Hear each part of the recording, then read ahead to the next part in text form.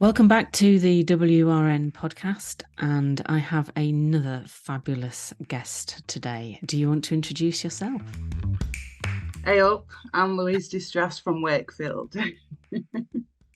And are you still in Wakefield? uh, Near Wakefield. I feel Mhm. like I'm in witness protection at the moment, to be Oh. honest. Mm. I'm in hiding. And you grew up in Wakefield, West Yorkshire? Yeah, I did. Yeah, yeah. And anyone who's not familiar with Wakefield, it's famous for three things. Um, Jay McDonald, the Agadoo song, and rhubarb. You're probably gonna have to explain the rhubarb bit. Uh, it's part of what's called the rhubarb triangle. So I think a lot of pies get made around here. You've got to add a lot of sugar to rhubarb to make that work well in a pie, I find. Yeah, yeah, yeah, yeah. I It don't can't think be. there'll be too many people realise there's a rhubarb triangle in Yorkshire. Yeah, yeah, You and see, if you don't learn anything else new in this podcast, and you will, you now know there's a rhubarb triangle in Yorkshire. yeah, and there's also a pie shop in Wakefield as well. So you can go for a bit of rhubarb and go for a bit of pie, and then go down coal mining museum. Excellent. Day out in Wakey. Yeah, do the Agadoo down Wakefield Westgate. So, growing up in Wakefield, what kind of music did you get to listen to? What's influenced you over the years? Um, well, going right back to the start, growing up in Wakefield, I had a bloody horrible childhood, and Mm. I was psychologically and physically abused by my mother, and it was escaping into the music and the poetry and the songwriting. That's what got me through those times, and still what gets me through. It's all I had, and so when I was 16, I decided I'd be better off on the streets than being at home. So I ran away and I spent um, many years sleeping rough and finding myself in dodgy situations with dangerous blokes who basically took advantage of me. And I had no money, I had no place to go, and I just travelled from place to place, gig to gig, with this like mad blind belief that whenever I got to wherever I was going, I'd eventually be taken care of. And but now looking back, I can see that that made me extremely vulnerable and wide open to exploitation and becoming preyed upon. So I've got a lot of stories and which I put into my music. My music it's all real life stories about me and my life. And but one positive thing about growing up and about my mum is that she had a really good taste in music. So Mm. I grew up on all the fab stuff, like stuff like Bee Gees and ELO, Queen, Dionne Warwick. God, I love Dionne Warwick. Whitney Houston, like loads of disco and Motown, and but what changed it all for me was hearing Nirvana's first album, Bleach, for the Mm. very first time. And that was a friend at school made me a mixtape, and it was on there. And Kurt Cobain's the whole reason I wanted to pick up a guitar, and I did, and I learned to play guitar by bunking off school and smoking and misbehaving and listening to this angry punk rock freedom music. So that's kind of my background, really. So you taught yourself guitar? Yeah, yeah. It's well, there's this thing, and it's called a power chord, and once you learn the chord shape with your first finger and your two, I don't even know what they call it, your first and your fourth and fifth, whatever.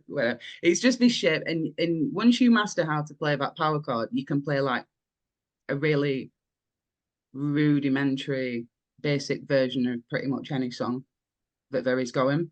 And all Nirvana songs are like done with these power chords on the guitar. So yes, I was a bit of a power chord princess when I started out. I like that, power chord princess. Yeah. So when did you write your first song? Um, well, when I was a teenager, um, my first ever gig in a band was in this grotty little pub in Wakefield, called Tut and Shive, and it and me and my mates were only in there because they served underage kids, so we could buy cheap Are they lager. still going? Are you going to be in bother for telling them? No, no, God, no. They shut down years ago. It's been bulldozed now. It's probably a good thing, but yeah, God, it were right, Dive. And I remember there was this cover band playing, and me and my mates were like, "Yeah, we're in a band," and they went, "Go on, then, play us a song." So we got up and did a song. Oh, it was dreadful. And so I was writing and playing, from a really early age. I mean, I wasn't any good. I mean, I'm still not any good, but it's something that I've always done. It's just something that it's like breathing to me. I've always done it, and I don't know why, and I just try not to question it too much because it can give it that analysis paralysis thing. Yeah. It's like it's just this thing. I just love it. It's who I am. It's what I do. So you clearly had that latent talent, and you took a very circuitous route to bring it out. Does it feel sometimes like you can just almost pick up any guitar and just make a start with a song? Do you start with the guitar? Do you start with the words in your head? Or do you wake up in the morning with a melody? It comes to me in all different kinds of ways, but at the root of it, I would say that the freedom to express myself relies on the ability to feel my own feelings, and um, that's something that is at threat in this current climate that we're all Mm. that we're all living in. Mm. And I've said it for many years that I feel like artists, proper artists, um, I feel like they're kind of viewed as being like terrorists nowadays. So it's kind of it's evolved. My relationship with it has evolved over time. And it's under great strain at the moment. Um, but I mean, I think back in the early days when I started performing, I was playing my first gigs in, pubs and open mic nights, just got a little dive bars. I just, and at that point in my life, when I was younger, I had my mind blinders on, and I had a big chip on my shoulder because of what happened to me as a kid. And I spent a lot of my time kind of pointing the finger and screaming, oh, here's what's wrong with the world. It's the world's fault. It's the world that's doing it to me. And that was what was expressed in my first album, Dreams from the Factory Floor. Um, I put that out myself in 2013 and basically dragged a suitcase round on Megabus and sold the Mm. CDs out the suitcase kind of thing. But then it got a proper worldwide release in 2015. And then earlier this year, I released my second album, Beauty After Bruises, and I just say I think the major difference between that first album and this new one, Mm-hmm. at least in an emotional sense, it feels like growing up. It's like a big shift in perspective, and I got to a point where I was like, hang on a minute, well, the way that I see the world, it's actually because of the way that I see myself, and and if I carry around these bricks from my past any longer, I'm going to end up building the same house. So I've got to get out my own way, really. Um, and then going back to the relationship with um, where everything starts with being able to feel my own feelings. When I came back to music around this time last year, I promised myself that I wouldn't self-censor because I was self-censoring massively, um, and I never stood up for myself, and it really did a lot of damage to me, inside myself in terms of my relationship with myself. So I said, "Oh, I'm going to honor the parts of myself that I look away from," and And then ever since, I feel like my life has been just one big long cancellation, and I don't really consider myself as actually having a career anymore. It's more like a Mm. vendetta at this point, I think. Mm, And when it comes to being a musician, you need to have that ability to express yourself, to be yeah, creative. And as you said, your music has matured over the years yeah, as you as a person have gone through all that you've gone through. Um, I think I can understand how hearing Nirvana and Kurt Cobain for the first time could really hit home. The first time I heard Nirvana, it was the pain that I could hear that came through, as well as just bloody loving the guitar. Um, and there's something about music expressing what words on their own can't. And you need to be able to do both. yeah. It was a similar thing for me when I first heard Nirvana, in that I remember thinking to myself, this sounds like how I feel. And I'm not the only one that feels this way. And there was a lot of power in that. And Kurt Cobain was he was profound in his lyrics and in his melodies and in the things that he had to say. And um and he wasn't like a trained guitarist, or he wasn't like professional. He was just self-taught. And he said something like, if it doesn't matter if it's sloppy, as long as it has passion and as long as it's true. Mm-hmm. And that's something that's always stayed with me. So I think the um the revelation I had about the promise I made to myself about not self-censoring and about celebrating the parts of myself I looked away from, the ugly parts, the shadow aspects of myself, um, the ugly truth. That's something I think that's not trying to be perfect. That's a thing that I think stayed with me right from the beginning up until now. It's like an those words are it's like an angel on my shoulder, you know. I think music is a conversation and it's one that Yeah, happens over time and space. I yeah, could be listening to um they could be a long dead artist or composer, but their music's still with us and I can listen to it and they're talking to me, they're telling me something, yeah, and I have a response to that music. And yeah, to me, that's a conversation, but it only works if the music talks to you in the first yeah, place. And you can't have a music industry without creativity and free expression.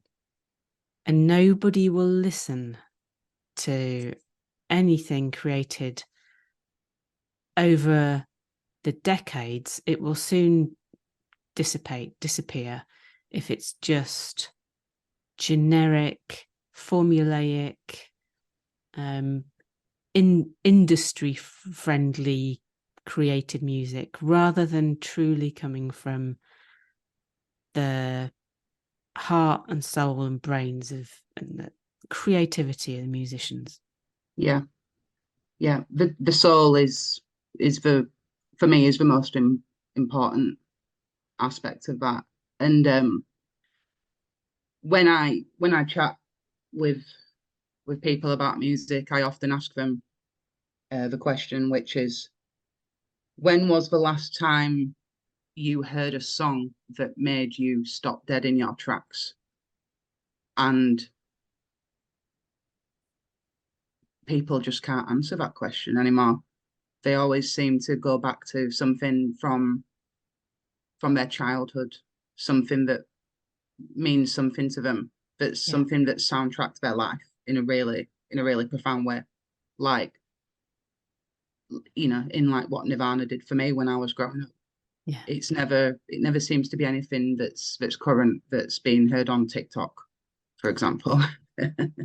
Quite. I do wonder, I mean, I'm going to show my age here, but so I was brought up as well listening to some great music. It was Queen, ABBA, um, Dusty Springfield, Oh yeah. Roy Orbison. I mean, some great voices in there too, and great melodies and amazing pop and rock. Mm. Um, but then as a teenager, the one that really hit me sideways, didn't see it coming, was the Smiths. Oh, Morrissey's voice and Mar's guitar. And I I just think now, as you've just said, teenagers, 13, 14, do they get that? Does that happen to them? Like that happened to me with the Smiths, it happened to you with Nirvana. Does that even exist anymore? I mean, when I used to be on tour all the time, and I was chatting with people who come to my gigs after the show, I always used to ask them. I used to say, what are you listening to at the moment? And if they had kids, I'd say, well, what are your kids listening to at the moment? Um, and I'd go check it out. And so I would just I just kind of try and go off that really. But I mean, I will say that I'm struggling to think of an example. But I mean, it's got to be out there. I mean, Well, there's yourself for starters, so there clearly is some good stuff out there. thank you. I Well, think it's finding it in the world of music streaming as well, yeah. rather than sitting down to record the top 40 on Radio One with your tape, trying to press stop before the DJ speaks. I mean, it's been really interesting, and I think serendipitous. Because I'm a big believer in serendipity. You see now, um, I mean, it's just gone past the 10-year anniversary of me self-releasing Dreams from a Factory Floor and going out on my finger pointing megabus mission and selling CDs of that album out in my suitcase, and um, one of the songs on that album that means the most to me, which is called The Hand You Hold. Mm-hmm. It's been really interesting to see how people have connected with that song.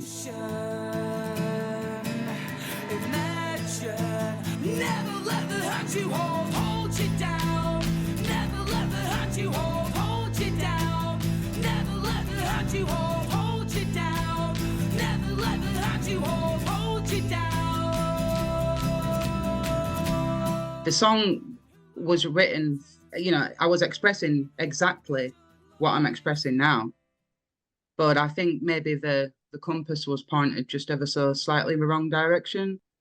There are often songs that artists have which they are most proud of or mean the Yeah. most to them. Well, at one of my first ever gigs, I think it was like at some it was like a workers' festival, like this crappy workers' festival thing in Sheffield.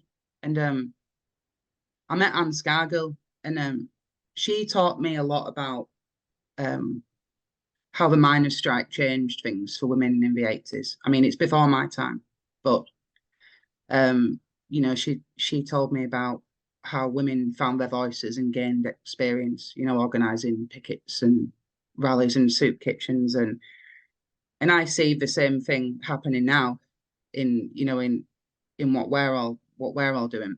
Mm-hmm. And she told me some really funny stories about how the husbands would say, "Oh, come on, I want my wife back, get me some tea," but then the women would reply, "Oh, piss off and get it yourself." So it changed everything. And she sang me this song called Women of the Working Class, and she said it's really important for women to have their songs. Mm. And she said, you must write a song that's just for women. So that's what I did. And I went away and I thought about it and I wrote The Hand You Hold. And then I released that song on International Women's Day in 2012. It was my first ever single. Mhm. And that's the song that I'm the most proud of because I started out as I meant to go on. And I think the chorus, never let the hand you hold you down, I think it just says it all, really. And so 10 years later, um, almost to the day, since that album was released, I've always had a lot to say about my experience as a woman and women's rights and freedom of speech. So I'm not entirely sure why my so-called controversial views have come as a shock to some people. Yeah, because you were meant to have changed them. You meant to have moved on and progressed and be more inclusive, Louise. Well, it's like, on my new album, there's this song called Girl in the Mirror, and radio won't touch it because they said it were offensive. And I'm just like, yeah, but them in the mirror don't quite have the same ring to it, does it?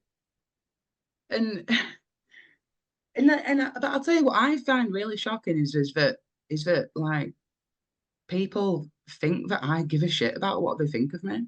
Like, I've never cared what people think, so I'm not going to start now. I'm offended by how offended they are. I'm Mm. offended by their offendedness. Mm. Yeah, yeah, it's trippy. It's really trippy. But to see that song resonating so wildly with really the women that I wrote it for, it's it's been amazing. It's been absolutely amazing. So at the moment, you're not touring, you're not gigging, but at the time when you wrote that song, you had success with it. You were gigging, you were going around the country, whether it was under your own steam or you said it then went to worldwide release in 2015. Did you get some Yeah. more support from the music industry then, or have you always had to do things under your own steam? Um, well, I mean, I guess success is subjective in it, but for me, I think what I viewed as success at the time, and I suppose still do, is that I was just really proud of the fact that I was taking charge of my own ideas and my own creativity, Mm-hmm. and I was coming to the table on my own terms. I've always viewed myself as a bit of an outsider from the music industry. I don't really feel like I'm a part of it, although I have been affected by it Right. massively. Um, and I was doing my thing. I was touring all over. I went to America, Canada, Scandinavia, Mm-hmm. all over Europe. I had my stuff played on radio. I got to support loads of big bands uh, from the punk scene, all those old punk heroes, stuff like that.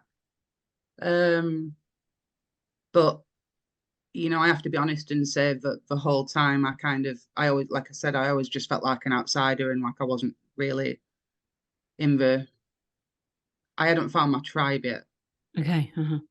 is what I'm trying to say. And yeah, I mean, a label in America saw what was happening and they said, well, why don't we do it, as a worldwide release on vinyl sort of thing, blah, blah, blah. But no, they didn't support me. They just ripped me off and I never got paid a penny for that.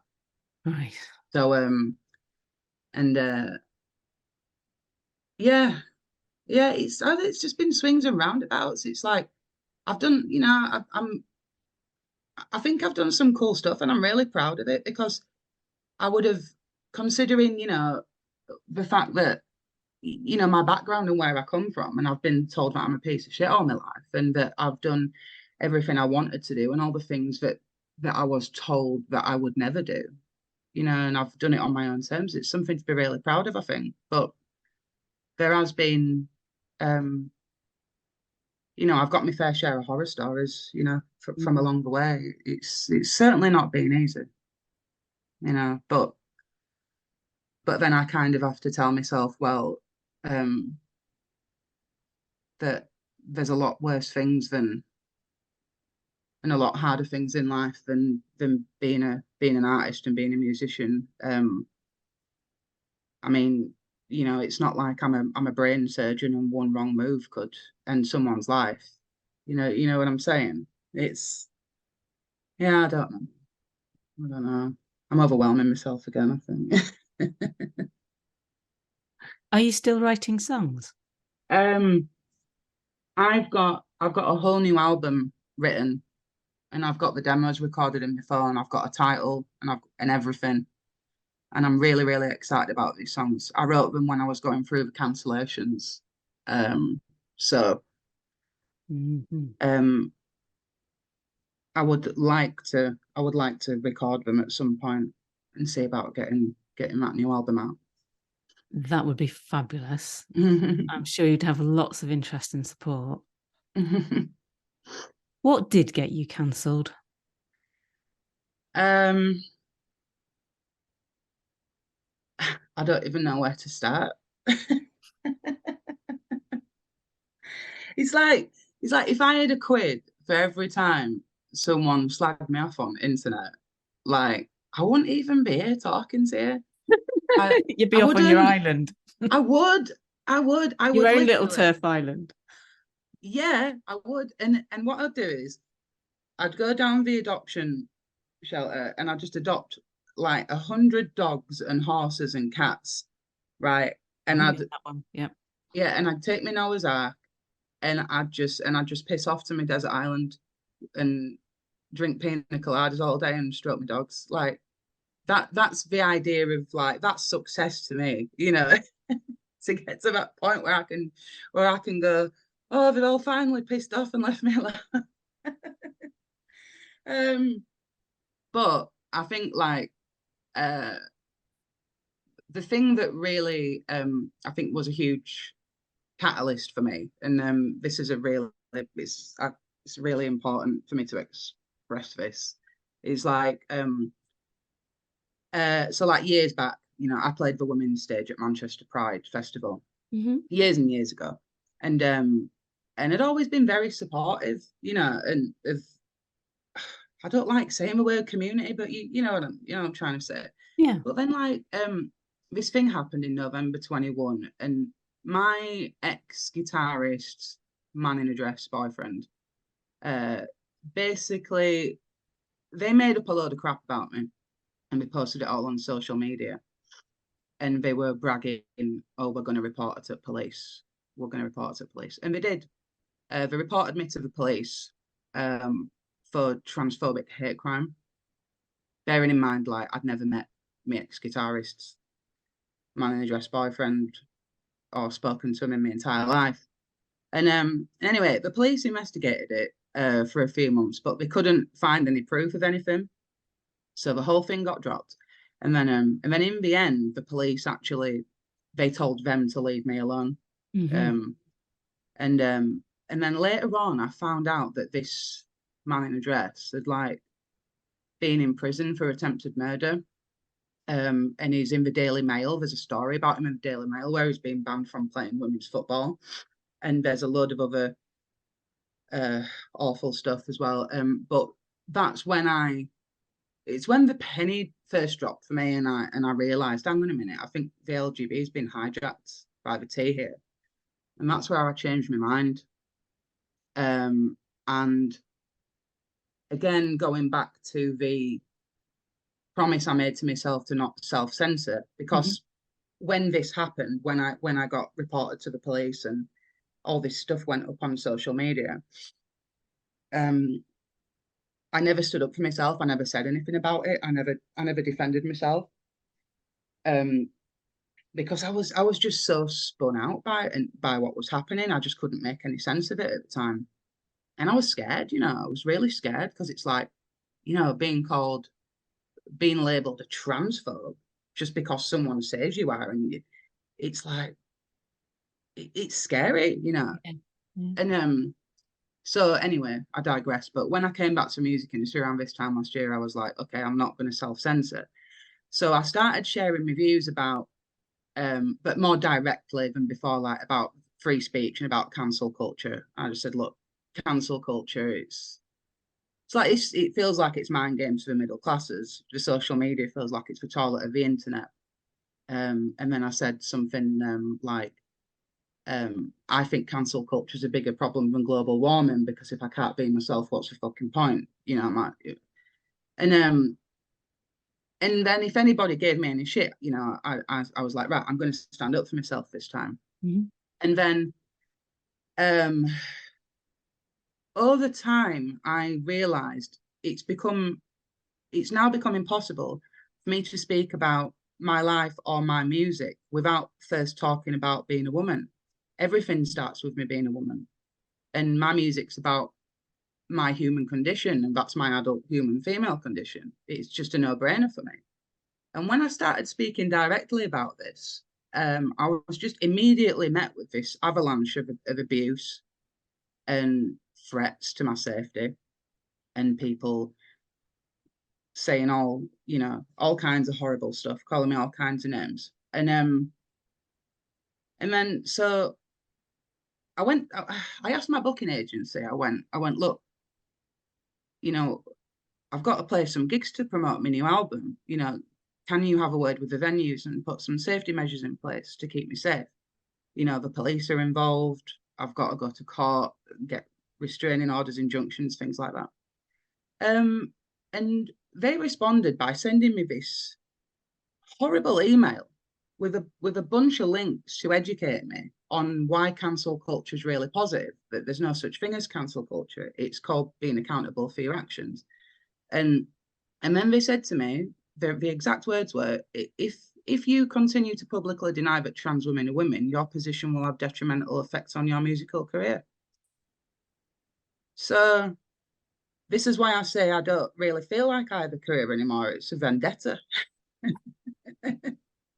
You know, that's been just a couple of recent examples over the past few years. And then, but in a way, because I've lost count of how many times people have come after me, it has given me a thick skin. And so the stuff that's really bothering me is actually a bit closer to home, because, as I said, I'm dealing with a police investigation where I'm the victim of a crime, and the perps are pulling out all the stops to keep me quiet. So I'm not going to go into too much detail about that, because I don't want to jeopardize that investigation in any way.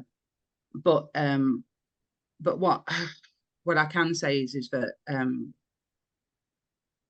not being able to talk about what's happening to me is really traumatic, and it's really painful, and it has put me in a dark place. I mean, you know, I wanted to come on this podcast today, and it means so much to me to be a guest on here, and I really wanted to show up and be the most stunning and brave, best version of myself ever. But like, I just feel like a total dumpster fire at the moment, and I can't talk about it, and especially, you know, when I care about freedom of speech so much, it just does feel like some sort of psychological warfare, and I need to be able to let my anger out, and I need to let my grief breathe, and it's not an easy thing to do in the first place, as I said, because we need to be able to have that ability to feel our own feelings and express our emotions, and it's a very painful thing to come alive and start healing from this sort of stuff. And you know, but then it's like, then on the flip side, it's like, since the Daily Mail thing, there's just been so much bloody support for me.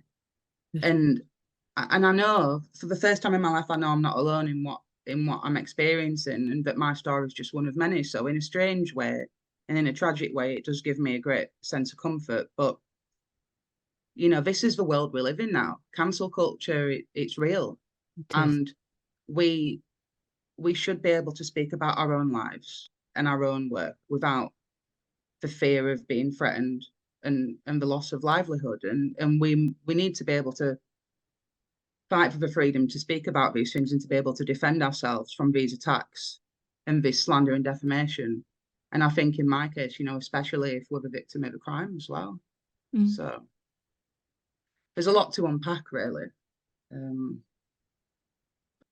Would the teenage Louise be quite surprised to hear that the older Louise ended up in the Daily Mail?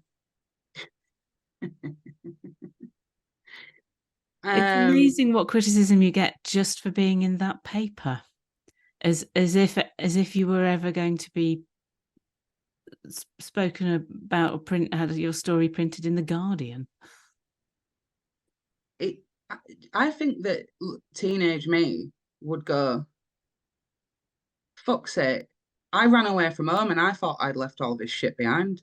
Uh-huh. But the same dynamic is playing itself out over and over and over again.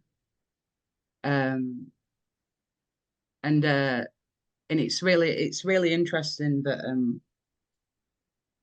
many of the women that I've had conversations with about this have also been through similar experiences where they find that actually this dynamic, this narky scapegoating dynamic, isn't it's not new to them. You know, they're being the black sheep of the family or labelled a witch or being problematic. It's also been a recurring theme for them as well. And I find that very interesting, and it's something that I want to explore more. I think it's like archetypal territory, really. I mean, it's uh it's very Jungian, you know. Mm-hmm. Mm-hmm. um, but then again, there's that thing like, history is a wheel that keeps on spinning and all that, and there's loads of us throughout history. Um, it's even back to like Greek mythology, and you know, it's and but I'm saying this now, but what I've got in my head is I'm just actually really proud to be part of this great tradition of being problematic. It's great.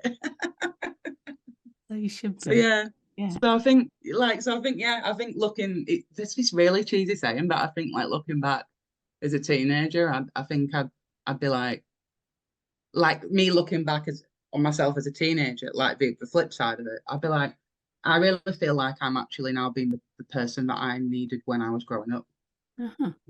because I never had anybody, I never knew what it was like to be listened to or supported or protected in any way. And that's what left me open to gave me vulnerabilities that left me open to being exploited and being perfect cult cannon fodder, Mm. so interesting question, very psychological. Very Jungian. I like it. What do you think we can do as in the women's rights network, women coming together in other groups, what men could be doing to try and get our freedom of expression back and our rights back and more? Well, I think that, but I think that the first step is for more women to come forward courageously and without apology. Um, and I and I feel that women need to know that and see that, yes, there's been so much support for me and there will be for them too. I just think they might need to just sort of be pointed in the right direction of kind of where to go for that support. Um, and I do think that to, I think we need to build essentially a new industry for women artists like me.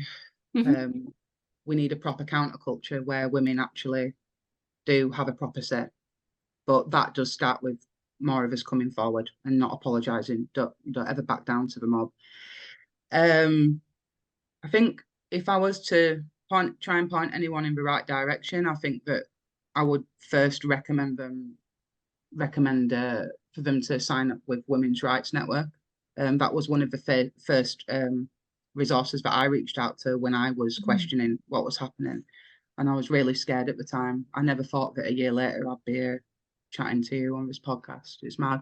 Um, and then also becoming a member of the Free Speech Union as well. Yeah. I'm a member of the Free Speech Union, and so should anybody else anybody who's worried about losing their job and having their being censored anyway. Definitely join the Free Speech Union. Agreed. They've been really they've been great for me. They've been really supportive. I've been a rock. But I would say, like, for any women artists, so Rosie Kay and Denise Famey, they're Mm. launching a new organisation called Freedom of the Arts.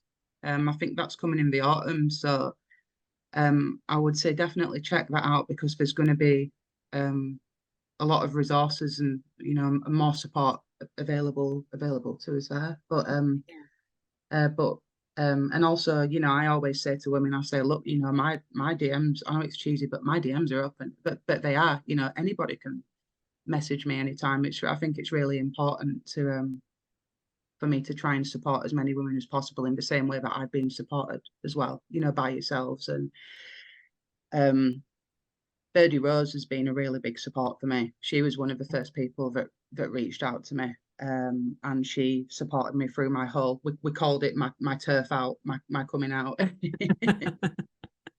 And she was such a rock. She was there on the phone, and we were talking on WhatsApp, and and she was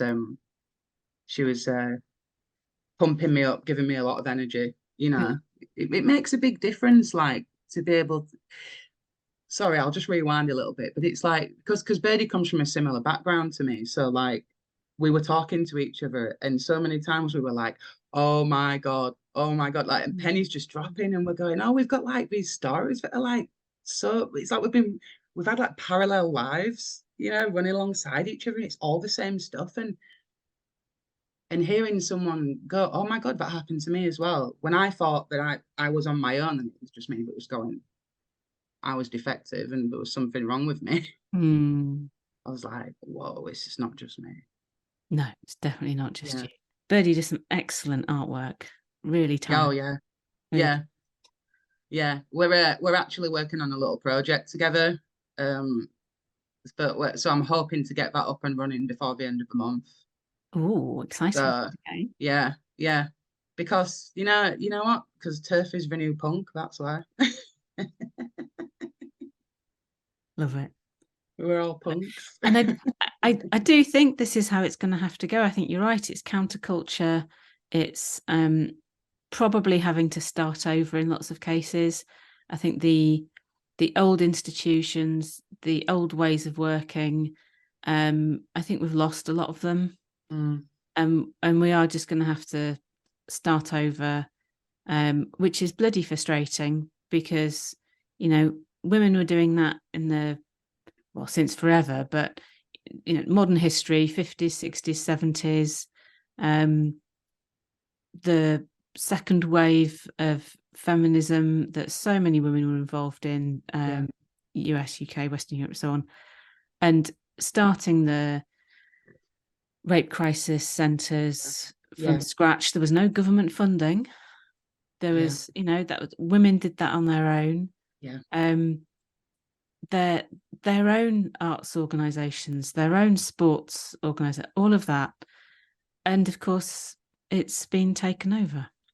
yeah, Um, what what do you do when something has been completely and utterly taken over? Do you try and fight to get it back, or do you start over? And I was trying. I thought we could probably get some of it back, but now I'm moving more toward we're probably just going to have to start over. What do you think? yeah. I've had those conversations as well, and every single time, um, it's the conclusion that we've come to and that I've come to is burn it all down and start again. Yeah. Rebuild, rebuild. And then Um, I remember Heather, the WRN founder, saying yeah, that we women had taken our eye off the ball. We thought we'd actually achieved quite a lot, and we had, still nowhere near everything, but that we took our eye off the ball. And that is something that can't ever happen ever again. So if we yeah, build new things, we have to really hold on to them tight. yeah, yeah. I feel like I feel like what we're dealing with is it's well, as women, and as women with in whatever our roles and our jobs are, and our artistic mediums, I feel like that we're fighting. two existential battles here, you know, which is one as women, and then for me, I'm also fighting one as an artist as well. And I think that, and this includes men as well, is that this thing for me, I see it like, I just think it's just so like Lord of the Flies, and I feel like it's not a case of it's really Lord of the Flies, and it's reached a point where it's a case of it's not if they come for you, it's when. And my experience tells me, because I said, you know, I've really lost count of how many times people have come after me. It's not even the case that I've done anything in particular. Like, they don't need a reason. They'll just decide, well, we just don't like you. So they will, if they don't have a reason, they'll just invent one anyway. So it's a case of it's not if, it's when. And I think that we need, I do think that we need like a united front, you know, with our husbands and our brothers and the men in our lives. And I would love to see more men not be afraid to speak about this. Yeah. And to say, have their say as well, because I know that the men in my life are also being greatly affected by this. And I'm not saying that, well, you know what I'm trying to say. It's just an observation. You know, they are being affected, but some of them feel like they don't really get a say in it. And it's having quite a damaging effect on, well, all of us, I think. Is this gender ideology. It's like it's a religion or something, you know. Yeah, it's all pervasive. Yeah, absolutely. It's having just such a it's just having just such a parasitic effect on everybody, and it just contaminates every area of our lives, relationships, jobs, on so many levels, like physically, spiritually, emotionally, financially. And it's such a drain, like on the life force. It's um it's making people sick. Good point. I agree. Yeah. Yeah. Yeah. And I think that's why we need to be able to talk with each other, work together against it in networks like WRN, with the support of groups like FSU, and then those who are creative and in the arts coming together, freedom of expression. And what you can do for those of us who aren't in the least bit creative is give us something worthwhile listening to, watching, reading. It's actual art and not propaganda. You know, the art versus propaganda, it's something that I think about all the time. And I observe a lot of women musicians. I mean, I'm loath to call them artists because they are propagandists, you know. But you know, they're out there propagating the use of puberty blockers and the mutilation of children, and they're sending that message out to their young fans. And you know, entertainment and music, it's like Kurt Cobain said it's like a fresh patch of grass for people to plant seeds in the minds of young people to promote basically child abuse amongst your fans, to your audience, and to be signposting them to you know, places like Stonewall and Mermaids. It's it's really it's scary, it's terrifying. And I often ask myself a question. I think, like, what is this person's line? When are they gonna, when is the penny gonna drop for them? What is it going to be that makes them actually say no? enough is enough? Is it going to be the loss of all the hard-earned rights that women have fought for? Is it going to be what I predict to be a suicide epidemic amongst young people? Is it going to be the fly lords coming after them and inventing a reason to go after them and they lose everything? What's their line? What is it? You know, because there's no escape from this. So it's hard to watch. It's really, really hard to watch, and especially in a you know, the thing that got me through as a kid and the thing that I love the most and the way that I express myself, you know, music and art is now it's now propaganda, and it's being used as a weapon to inflict so much damage and trauma on people. That's a really hard thing to stand by and watch. And I can't stand by and watch it, you know. And I mean, and in terms of where can people find my stuff, it's like this is the thing that always makes me laugh, because people will, you know, they'll say to me, "Oh, your music's shit," and it always makes me laugh because I always think to myself, well, you know, art and music is subjective, but sex isn't, Mm-hmm. you know. So so it's like you can trash me all you want, but you know, I'm still a woman. So, Quite, no matter what they think of your music, yeah, that is not changing. yeah, Well, yeah. I think your music is fabulous. Thank you. I love your voice.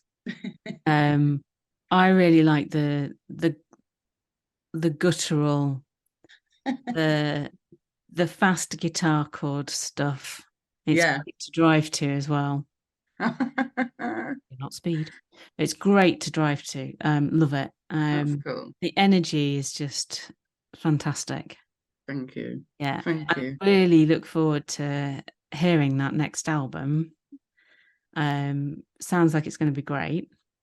For now, where can listeners go and buy your music, and where will they find you on social media? I would say the easiest thing to do is just stick my name in Google and everything will come up. The good, the bad, the ugly, all the lies, the filth and the fury. Because there's actually only one of me. I'm the only Louise Distras, so I'm not hard to find, and that's a good thing, and it's also a bad thing. But yeah, stick my name in Google and have a game of cancellation bingo. Might find, And buy your music. well, yeah, it might be something you like. But if people don't like it, that's all right as well. You know, we should be allowed to disagree, shouldn't we? You know, it's We should. Although yeah. I'm fairly certain a significant number of listeners will not. I think they will. I think they will. Thank you so much for talking to us on the WRN podcast. Oh, this dumpster fire is honoured and privileged to be a guest. It really means a lot to me. So thank you for having me. And if your lovely listeners have made it this far, we deserve a pat on the back. I'm sure they have. Take care. Thank you. Bye. Thank you for tuning in to the Women's Rights Network podcast. You can find all about the WRN over at womensrights.network. And if you would like to join us, womensrights.network/join-WRN.